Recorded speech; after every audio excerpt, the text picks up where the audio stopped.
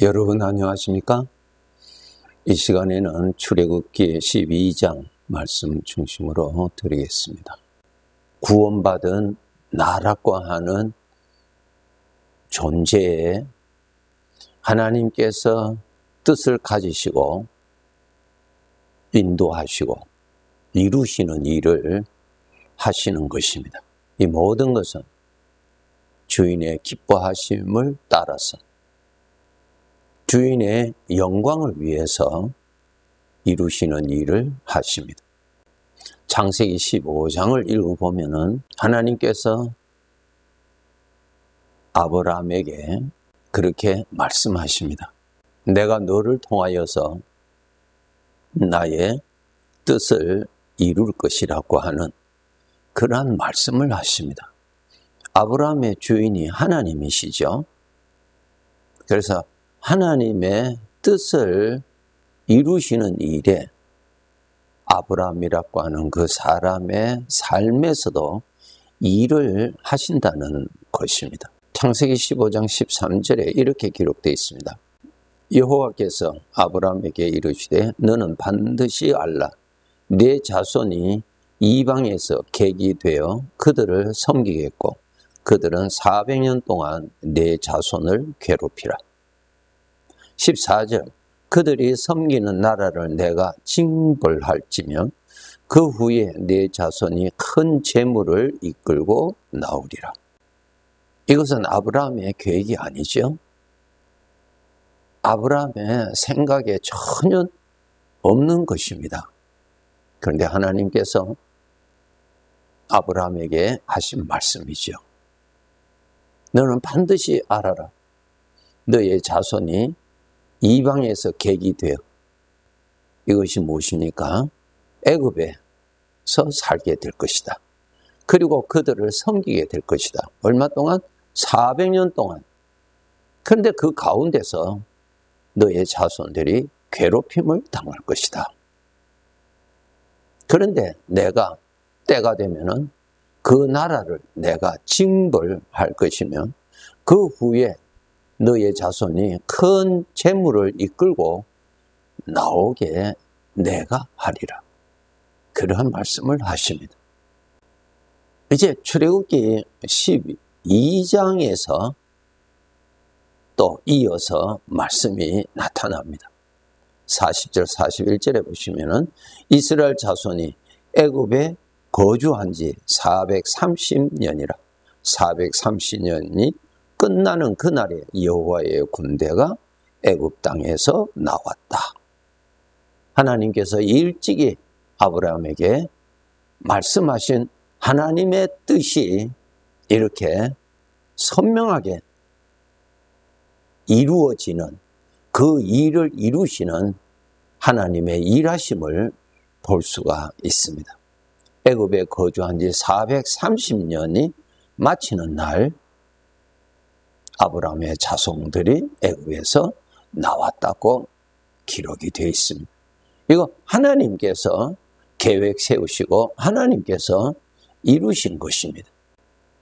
이 과정에 있어서 애굽의 왕은 이스라엘 민족들을 해방시키지 않으려고 계속 거절하고 하였지요. 그래서 그 과정에 어려운 일들이 있었지만은 하나님은 그런 가운데서도 하나님의 계획을 다 이루신 것을 우리에게 보여주십니다. 그래서 우리 성도들이 우리가 이 세상을 살아갈 때 어려움을 만나고 심지어는 절망을 만나고 심지어는 더 이상 소망이 없는 그런 앞이 보이지 아니하는 그런 상황에 처할 수도 있지만은 나의 주인 되시는 하나님은 내가 알지 못하는 나의 주인의 뜻을 이루어 가시는 그 일에는 하나님에게는 전혀 방해를 받지 아니하시고 그 일을 추진하시고 그 일을 이루시는 주인이라는 사실을 우리가 이 믿음을 가져야 합니다. 여러분, 예수님께서 십자가상에서 고난을 받으시고 운명하시기 전에 하신 말씀 잘 아시죠? 다 이루었다. 그 말씀 하셨죠. 또 요한계시록 22장에 보시면 다 이루었다라는 말씀이 있어요. 우리 사람이 볼 때는 아니 예수님께서 악한 자들에게 잡혀서 부당한 재판을 통하여서 그러한 죽음을 당하시는데 예수님은 다 이루었다 말씀하십니다. 하나님은 그러한 가운데서 하나님의 뜻을 이루시는 일을 하십니다. 우리가 원하는 것을 이루시는 주인이 아니고 주인이 원하시는 뜻을 이루시는 일을 하십니다. 우리는 이 세상에 태어나서 몇십 년 살다가 또 이 세상을 떠나 영원히 살 곳으로 가는 나그네지 이곳의 주인이 아니죠. 영원 전부터 영원히 계시는 하나님이 주인이시거든요. 그 주인의 계획에 따라서 내가 이 세상에 태어났고, 태어났다는 말은 주인이 나를 창조하셨고 라는 뜻이죠.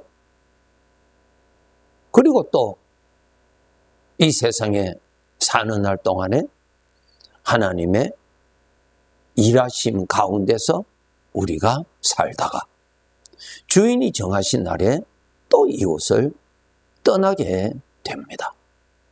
그렇기 때문에 우리 주님께서 우리에게 기도를 가르쳐 주신과 같이 아버지의 뜻이 이루어지도록 기도하라고 가르쳐 주셨죠.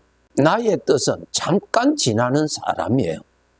그러나 만물이 하나님의 것이고 나도 하나님의 것이고 오늘 사는 모든 것이 하나님의 것으로 인하여 사는 우리는 하나님의 뜻 안에 속하여서 사는 자임을 알아야 합니다. 그런데 우리 주인은 누구세요? 나를 구원하여 주시고 아들로 삼아주신 우리의 영원하신 아버지입니다. 아버지의 뜻이 이루어지는 것이 아들의 복이 되는 것입니다. 나 자신의 뜻은 하루살이와 같은 그러한 욕심이고 그러한 원함입니다. 그러나 아버지의 뜻은 하루살이와 같은 잠깐의 것이 아니라 영원한 영광에 초점을 두시고 뜻을 정하시고 이루시는 일을 하시는 것입니다. 우리 아버지께서 우리에게 약속의 책을 주셨어요. 성경책이 약속의 책이에요. 만물의 주인이 되시고 나의 아버지가 되시는 하나님께서 나에게 주신 약속들입니다. 하나님은 그 약속을 다 정하시고 기억하시고 그 약속을 아버지가 기뻐하시는 뜻 가운데서 때와 방법을 통하여서 이루시는 일을 하십니다. 우리가 알지 못하는 주인이 기뻐하시는 주인의 영원한 영광을 위하여서 정하여 두신 그 어떠한 것을 이루어 가시는 그 초점을 향하여서 나를 인도해 가십니다. 그래서 아브라함도 그의 생애가 그렇게 하나님의 인도함 받아서 살게 되었고 이삭도 그렇게 되었고 야곱도 그렇게 되었고 요셉도 그러한 뜻을 맞추어서 하나님께서 그 요셉의 생애를 인도해 가시면서 하나님께서 이루어 가시는 것을 성경을 통해서 우리에게 잘 보여주고 계십니다. 나는 주인이 있는 분이요 주인의 아들이 되는 사랑받는 자입니다. 나의 아버지는 많은 약속을 하셨어요. 그 약속 하나도 빠뜨림 없이 주인은 다 알고 계시고요. 그 약속은 그때그때 순간순간적으로 기분이 좋아서 약속하신 것이 아니라 영원 전부터 정하여 두신 아버지의 그 어떠한 그 영광을 위해서 그 뜻을 이루시기 위하여서 우리에게 약속을 하신 것입니다.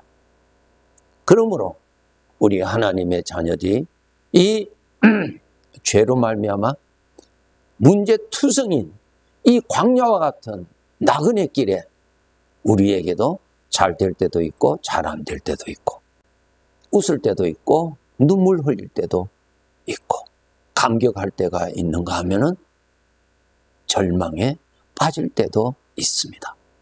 이러한 인생의 길을 우리가 갈 때 약속하신 우리 하나님은 그러한 가운데서도 차질 없이 그 길로 아버지께서 인도하시는 것을 꼭 믿고 믿음으로 전능하신 아버지께서 내가 어떠한 형편에 있을지라도 아버지가 정하신 그 영광스러운 뜻을 이루어 가시는 데는 전혀 지장을 받지 아니하시고 중단되지 아니하고 일을 하시고 계시는 하나님을 믿고 그러한 하나님을 누리고 하나님을 높이며 하나님을 섬기며 우리가 살아야 하는 것입니다. 여러분이 너무나 잘 아시는 요셉의 생애를 단축해서 압축해서 본다면 하나님께서 창세기 17장에서 꿈을 통하여서 두 번이나 하나님의 뜻을 알려주시죠. 그것은 요셉의 꿈이 아니었죠. 하나님의 계획입니다. 하나님의 뜻이었어요. 그것을 요셉에게 알려주셨습니다. 그리고 그의 삶은 정말 죄의 세력으로 인하여서 큰 어려움을 겪고 인간으로서는 더 이상 소망을 가질 수 없는 그러한 환경과 그러한 신분에 빠지게 되지요. 그런데 그런 가운데서도 그 요셉의 생애는 어느 쪽으로 가고 있었어요. 하나님이 정하신 그 뜻을 이루어 가시는 쪽으로 가고 있었잖아요. 그 이루어 가시는 방향으로 가고 있었잖아요.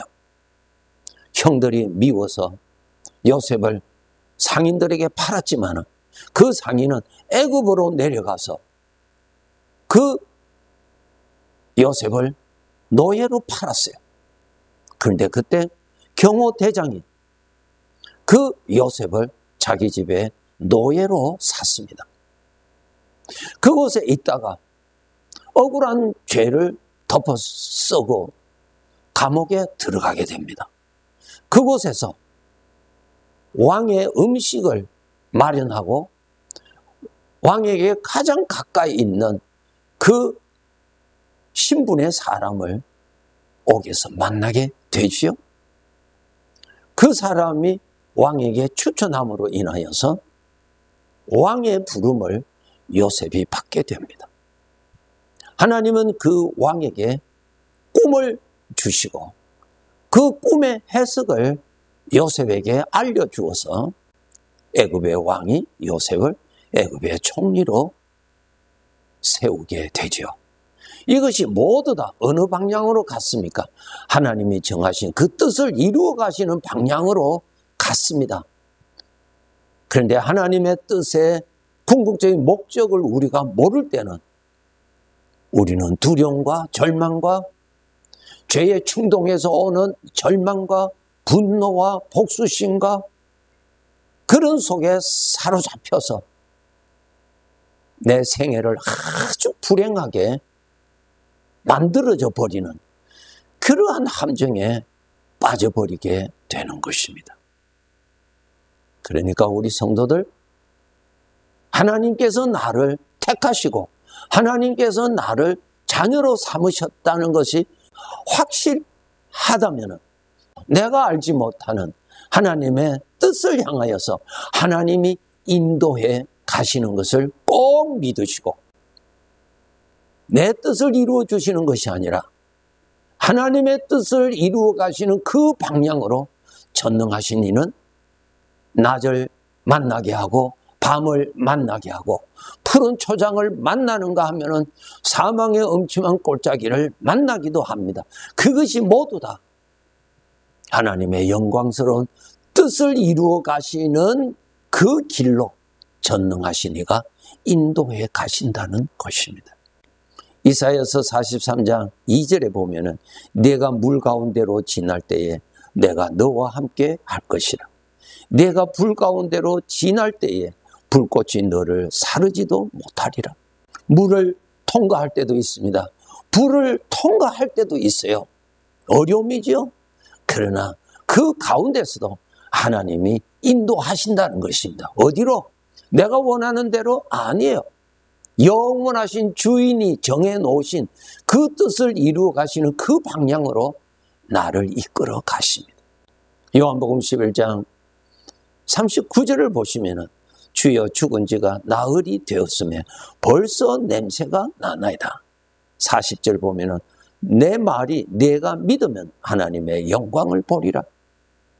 죽은 나사로의 무덤 앞에 예수님께서 그의 누이들을 데리고 가서 이제 그 무덤에 돌을 옮기라고 말씀하시죠. 그때 그 누이들이 죽은 지가 벌써 나흘이 되었습니다. 냄새 납니다. 그때 예수님께서 하신 말씀이 무엇입니까? 내가 나를 믿으면 하나님의 영광을 보리라. 내가 나를 믿으면 하나님의 영광을 보리라. 너는 내 자신 속에 육신에서 나오는 그 사상, 육신에서 나오는 생각, 판단을 믿는데 그것을 믿지 말고 나를 믿으면 하나님의 영광을 보리라 하셨습니다. 여기에 중요한 것은 나를 믿으라는 것입니다. 너 육신에서 나오는 그건 믿지 말고 나를 믿으라는 것입니다. 그 다음에 나를 믿으면 하나님의 영광을 보리라고 말씀하셨지 내가 원하는 것을 응답받으리라고 말씀하신 것 아닙니다. 하나님의 영광을 보리라 했습니다. 나의 주인은 하나님이십니다. 영원하신 주인 되시는 그분이 영원전부터 정해놓으신 그 뜻을 이루시고 계시는 하나님이십니다. 그러한 가운데서 우리가 사는 것입니다. 믿음으로 살아야 되고 소망으로 살아야 되고 아버지를 사랑하는 거룩한 사랑으로 인생을 살아가야 하는 것입니다. 감사합니다.